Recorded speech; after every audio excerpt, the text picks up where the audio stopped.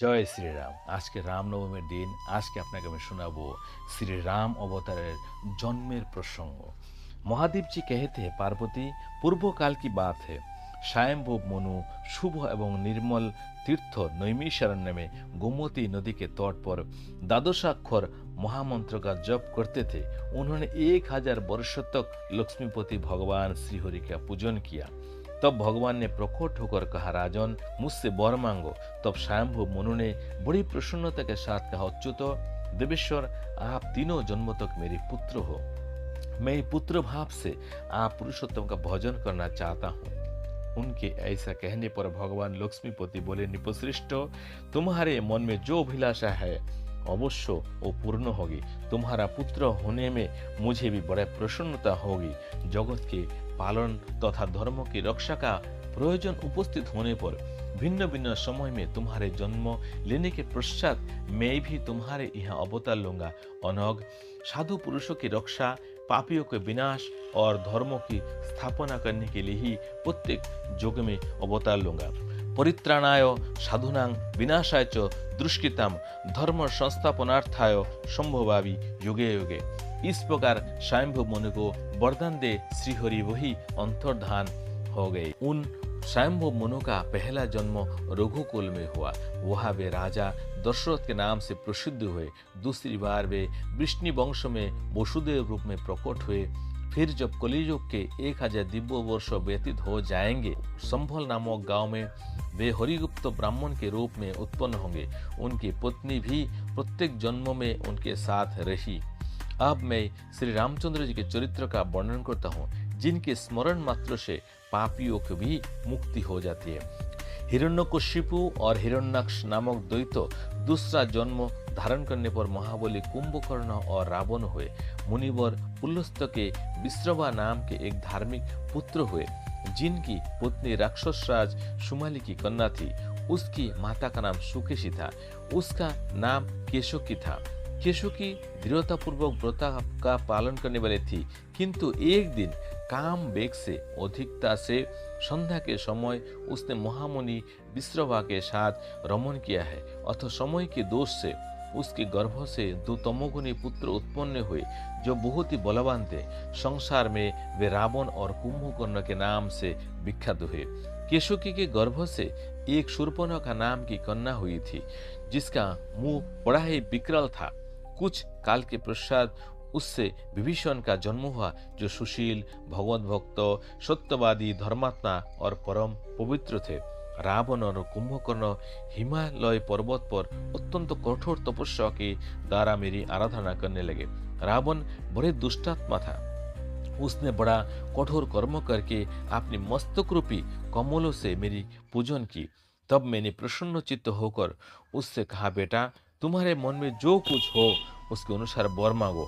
तब दुष्टात्मा बोला, देव, मैं संपूर्ण लोकों पर विजय पाना चाहता हूँ, अतः आप मुझे देवता, दानव और राक्षसों से द्वारा अवध कर दीजिए।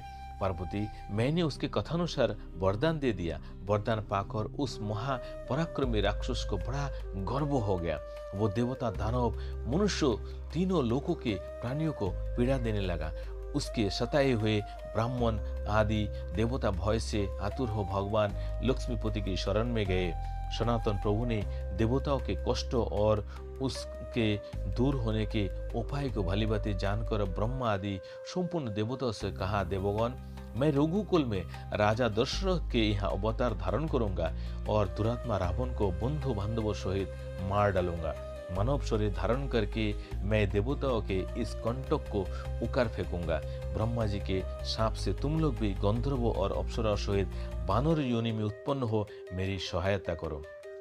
देवादिदेव श्री विष्णु के ऐसा कहने पर संपूर्ण देवता इस पृथ्वी पर बानर रूप में प्रकट हुए हैं। उधर सूर्य वंश में वैवस्वत मनु के पुत्र राजा इक्ष्वाकु हुए, जो समस्त राजाओं में श्रेष्ठ, महाबलवान और संपूर्ण धर्मों में श्रेष्ठ थे। उन्हीं की कुल परंपरा में महातेजस्वी तथा बलवान राजा दशरथ हुए, जो महाराज अजु के पुत्र, सत्यवादी, सुशील एवं पवित्र आचार विचार वाले थे।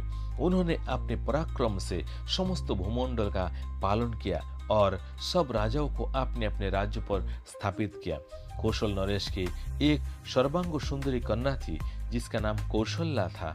राजा दशरथ ने उसी के साथ विवाह किया। तदनंतर मगध राजकुमारी सुमित्रा उनकी द्वितीय पत्नी हुई। केकई ऋषि कन्या केकी जिसके नेत्र कमल दल के समान विशाल थे, महाराज दशरथ की तीसरी भार्या हुई। इन तीनों धर्मपत्नियों के साथ धर्मपरायण होकर राजा दशरथ पृथ्वी का पालन करने लगे।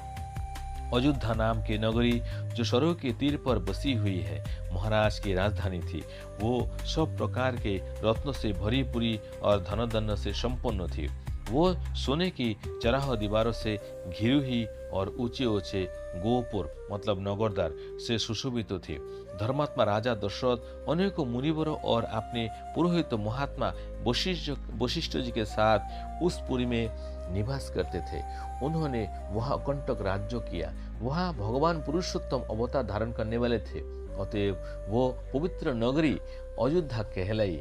परमात्मा के उस नगर का नाम भी परम कल्याणमय है। जहाँ भगवान श्री विष्णु विराजते हैं वही स्थान परम पद हो जाता है।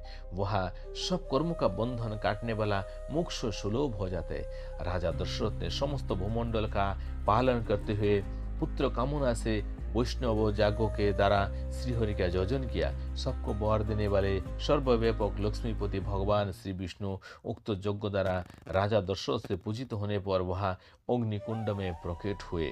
जम्बूनद के समान उसकी स्वयं कांति थी। वे हाथों में शंख चक्र और गदा लिए हुए थे। उनके शरीर पर श्वेत वस्त्र शोभा पा रहा था। वाम आंखों में भगवती लक्ष्मी जी के साथ वहां प्रत्यक्ष प्रकट हुए। भक्त वत्सल परमेश्वर राजा दशरथ से बोले, राजन, मैं वर देने के लिए आया हूँ। संपूर्ण लोकों के स्वामी भगवान श्री विष्णु का दर्शन पाकर दशरथ आनंदमग्न हो गए। उन्होंने पत्नी के साथ प्रसन्न चित्त से भगवान के चरणों में प्रणाम किया और हर्ष गदगद वाणी में कहा, भगवान, आप मेरे पुत्र भाग को प्राप्त हो। तब भगवान ने प्रसन्न होकर राजा से कहा, नृपश्रेष्ठ, मैं देवताओं का हित और साधु पुरुषों की रक्षा, राक्षसों का वध, लोगों को मुक्ति प्रदान और धर्मों की स्थापना करने के लिए तुम्हारे ही अवतार लूंगा। ऐसा कहकर श्रीहरि ने सोने के पत्र में रखा हुआ दिव्य खीर श्री लक्ष्मी जी के हाथ में मौजूद था, राजा को दिया। वो स्वयं वहां से अंतर्धान हो गए। राजा दशरथ ने वहां बड़ी रानी कौशल्या और छोटी रानी कैकेयी को उपस्थित देख इन्हीं दोनों में उस दिव्य खीर को बांट दिया। इतने में ही मछली रानी सुमित्रा भी पुत्र की कामना से राजा के समीप आई। उन्हें देख कौशल्या और कैकेयी ने तुरंत ही अपने अपने खीरों में से आधा आधा निकालकर उनको दे दिया। उस दिव्य खीर को खाकर तीनों ही रानियां गर्भवती हुई। उस समय उनकी बड़ी शोभा हो रही थी। उन्हें कई बार स्वप्न में शंख चक्र और गदा लिए तथा पीताम्बर पहने देवेश्वर भगवान विष्णु दर्शन दिया करते थे। तदनंतर समयानुसार जब चैत का मनोरम मधुमास आया तो शुक्ल पक्ष की नवमी तिथि को पूर्ण वसु नक्षत्र में दोपहर के समय रानी कौशल्या के पुत्र को जन्म दिया। उस समय उत्तम लग्न था और सभी ग्रह शुभ स्थानों में स्थित थे।